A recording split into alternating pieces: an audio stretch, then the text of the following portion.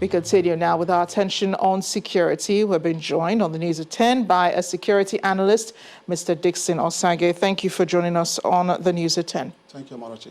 Great, and this is a recurring topic, in Nigeria ever since, that bombing in 2010, I believe. Why does it seem insurmountable, this problem of insecurity? Why is it insurmountable for our security forces?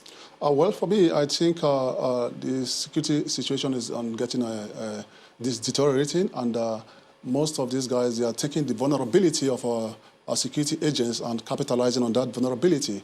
But first of all, when you go into a risk analysis of what is happening in this great nation, Nigeria, you observe that one of the causes of this, the success of these criminal elements is the porosity of our national borders. The president some few days back gave the service chiefs an order to deal with this guy decisively, and you could see the Air Force are delivering some beautiful weapons in the enemy camps. What the president needs to also do is to ensure that he also give a marching order to the immigration service to carry out a vulnerability analysis of our national borders to ascertain the porosity of our borders, because most of these guys, they operate in their governed space, Their governed space is where they take their shelter each time they come to the town and strike. So they need to carry out a vulnerability analysis of our national borders and let us understand the porosity and the level in which the mitigation factors will be projected. Yeah, it seems like the president is doing the thinking for the security forces. They're the ones who are supposed to have the expertise, aren't they?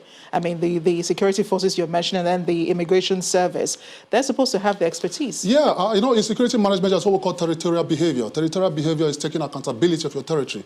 The security agency are supposed to take the territorial behavior of this great nation into account without letting the president come into the aid or giving them orders.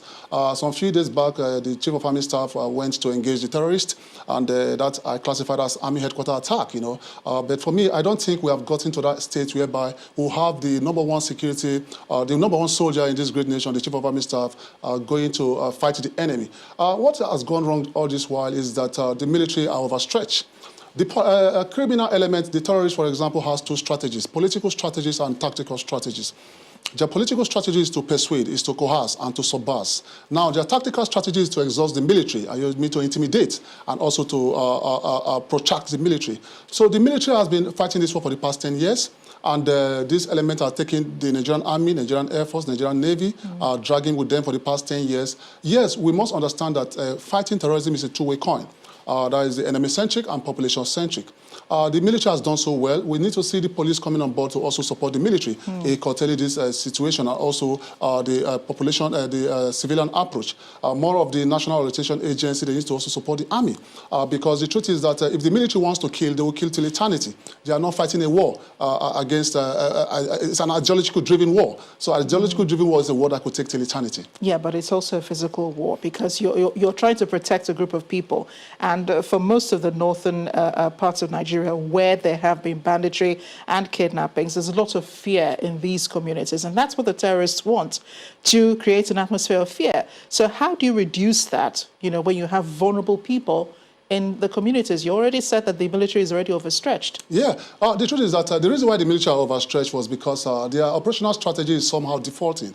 Because sometimes when you place a soldier in the front line for 2, 3, 4 years, his mental well-being will depreciate. You can't leave a soldier more than 9 months in the front line. Part of the reason why the military are failing in this operation, most especially the Nigerian Army, is their deployment strategies. And I think the Chief of Army Staff is addressing that strategy, because as a soldier, your mindset is prepared to fight and unite with your family. In a battlefield, in any given field, we have the enemy mindset and the state mindset. The enemy is fighting to die, while the military mindset is fighting to reunite with his family and also enjoy their marital benefit. So if the military want to get this war very well, they need to go back to the drawing board, ensure that they carry out an effective deployment strategies. And the Nigerian government, the president, should also look at giving the Nigerian Army an aviation base, so that they also have an attack helicopter. Because sometimes when this enemy firepower comes, they tend to, pressure the military until the military calls for, the army calls for Air Force backup. So if the Nigerian Army should be given, if the Nigerian Army has a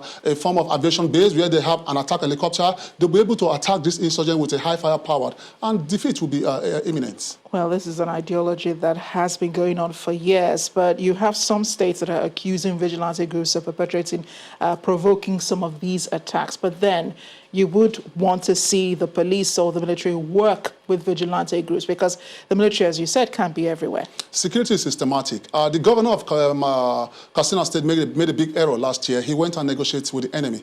Negotiating with the enemy is a sign of weakness. You don't negotiate with terrorists, but that depends, right? If you must negotiate with the enemy, you must negotiate from the side of strength, not on the side of weakness. But he went and negotiated with these guys on the side of weakness. And how did he ascertain the hierarchy of command of those guys? Who told him that these guys are capable of seizing fire?